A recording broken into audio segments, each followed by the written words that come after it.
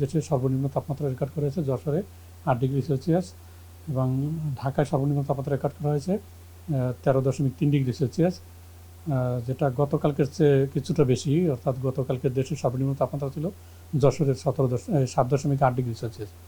তো গত 2 দিন ধরেই আমরা দেখেছি যে দিনের বেলা আমরা সূর্যের আলো পাচ্ছি, যেটা গত 2 দিন আগে যেটা ছিল যে সারা দেশে কুয়াশাচ্ছন্ন ছিল, ফলে দিনের বেলা আমরা সূর্যের আলো না পাওয়ার কারণে মানুষের যে অনুভূতিটা কিন্তু চরম আকার ধারণ করেছিল। কারণ তাপমাত্রা যদিও 10-এর উপরে ছিল, তারপরও দিন এবং রাতের তাপমাত্রা পার্থক্য, অর্থাৎ দিনের বেলা সূর্যের আলো না থাকার কারণে মানুষ অনুভূতিটা ছিল প্রচণ্ড।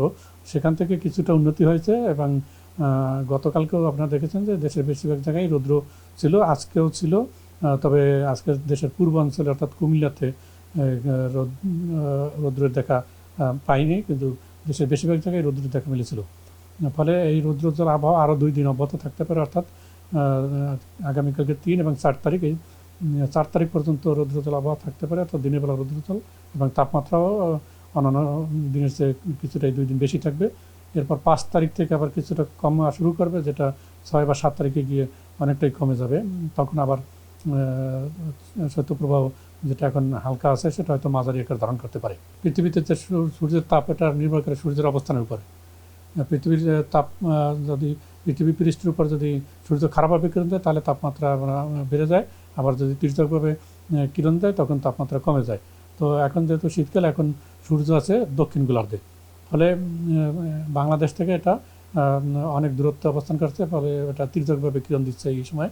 এবং এই তির্যকভাবে কিরণ দেওয়ার কারণে আমাদের এই সময়ে, এখন আমরা ডিসেম্বর, জানুয়ারি, ফেব্রুয়ারি, এই সময় আমাদের বাংলাদেশের জন্য শীতকাল এবং এই সময় তাপমাত্রা কম থাকে। তো আপনারা জানেন যে সবচেয়ে বেশি তাপমাত্রা আছে টেকনাফে 26.5 ডিগ্রি সেলসিয়াস। এর কারণ হলো টেকনাফ বাংলাদেশ থেকে দক্ষিণ দিকে এবং সেখান থেকে সূর্য অন্যান্য স্থানের চেয়ে কাছে, যার কারণে টেকনাফের তাপমাত্রা বেশি থাকে। তো এখন আমরা যেটা দেখছি যে গত কয়েকদিন যে কুয়াশাচ্ছন্ন ছিল সেখান থেকে যেহেতু এখন কুয়াশার কিছুটা কেটে গেছে, ফলে তাপমাত্রা বেড়েছে এবং এরপর আবার 5-6 তারিখে তাপমাত্রা কমে যেতে পারে এবং তখন আবার কুয়াশাচ্ছন্ন থাকতে পারে। এবং আপনারা জানেন যে শীতকালে বেশিরভাগ সময় কুয়াশা থাকে, কারণ দিনের বেলা যে জলীয় বাষ্প থাকে সেই জলীয় বাষ্প যখনই ঠান্ডা হয় ওই জলীয় বাষ্প দ্বারাই বাংলাদেশ যে বায়ুমণ্ডলে যে বায়ু, সেই বায়ু সম্পৃক্ত হয়। এই সম্পৃক্ত হওয়ার কারণেই আসলে কুয়াশার সৃষ্টি হয়। আগামী 5 তারিখ থেকে যেটা বলেছি যে তাপমাত্রা কমবে এবং সেক্ষেত্রে উত্তরাঞ্চলেই প্রথমে তাপমাত্রা কমা শুরু হয়।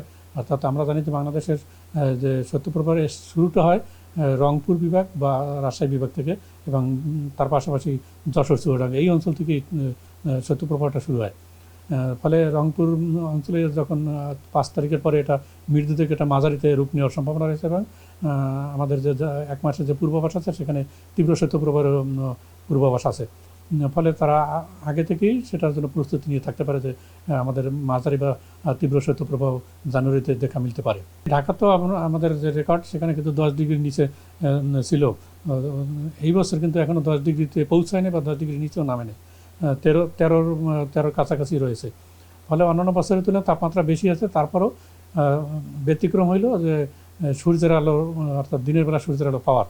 যে আমরা দেখছি গত কয়েকদিন দিনের বেলা সূর্যের আলো পাই নাই, ফলে যে আবহাওয়াটা একটা দিন এবং রাতের তাপমাত্রা পার্থক্য কমে যাওয়ার কারণে মানুষের যে অনুভূতিটা সেটা প্রকট আকার ধারণ করেছে।